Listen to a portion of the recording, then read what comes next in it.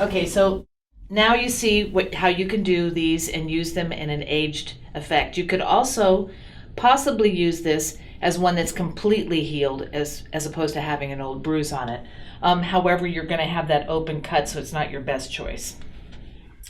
All right, so I am going to remove some of this aged look on here so that we can make it look a little bit fresher. And I'm obviously going backwards because it's too messy the other way around.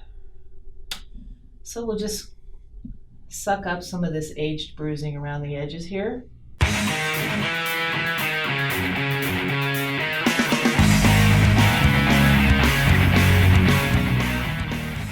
just used a little bit of alcohol.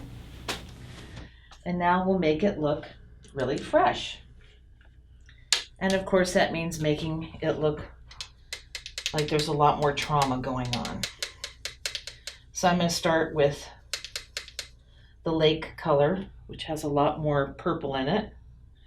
And we're going to use the irritation color, which is a lot brighter.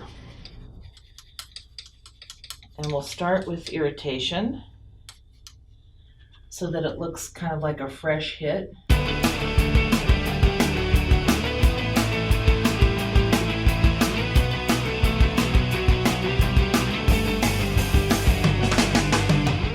Ordinarily on these wounds you would have to color them to match this person's skin tone, but these were made for a lighter skinned person, so I'm darkening down the skin tone using my pirate palette, and it will match the skin tone a lot better.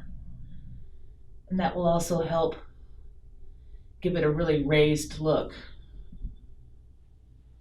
so you really see the cut in between. Of course, it's already painted from the previous. We're going to go back in and put a lot more blood characteristic in there, because we're going to freshen this baby up.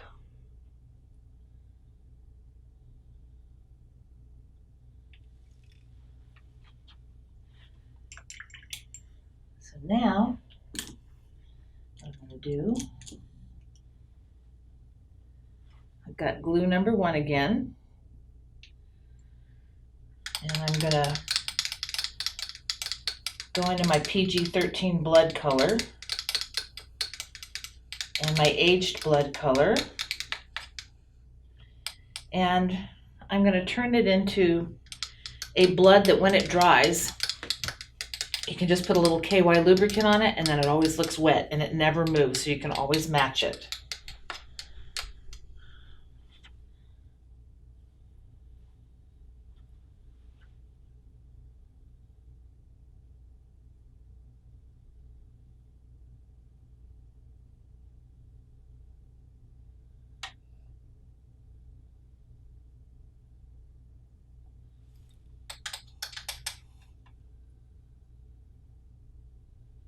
You can make your own drips if you can get it slushy enough.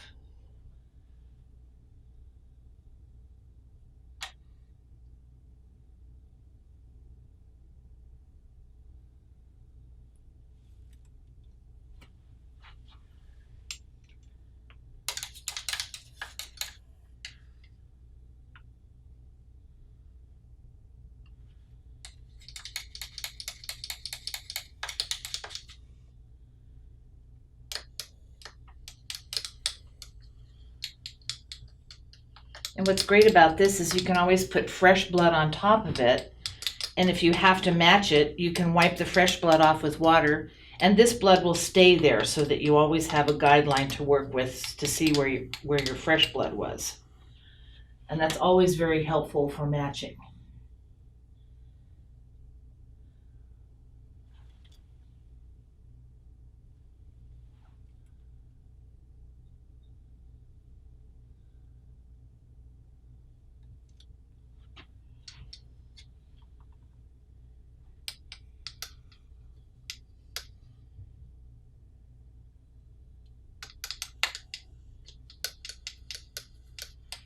You make it just thick enough so that you can get a little droplet out of it, or thin enough, I should say.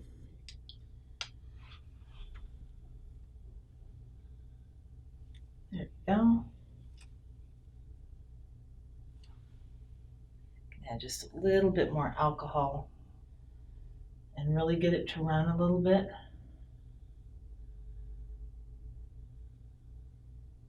Go, baby, go.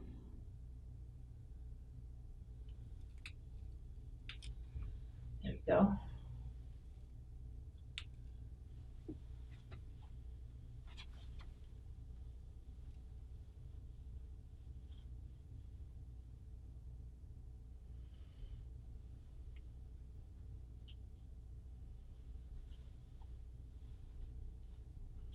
And you never want to have just straight blood just dropping down. You always want to have a little bit of a smudge around it, because, I mean, that's actually what would have happened at that point, because somebody probably would have touched their head or, you know, brushed up against something.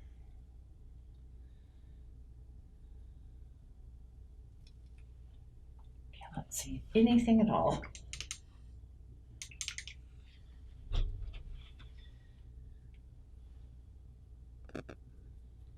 By the way, if you're doing this, it's a lot easier to have a mirror in front of you so you can actually see what it looks like.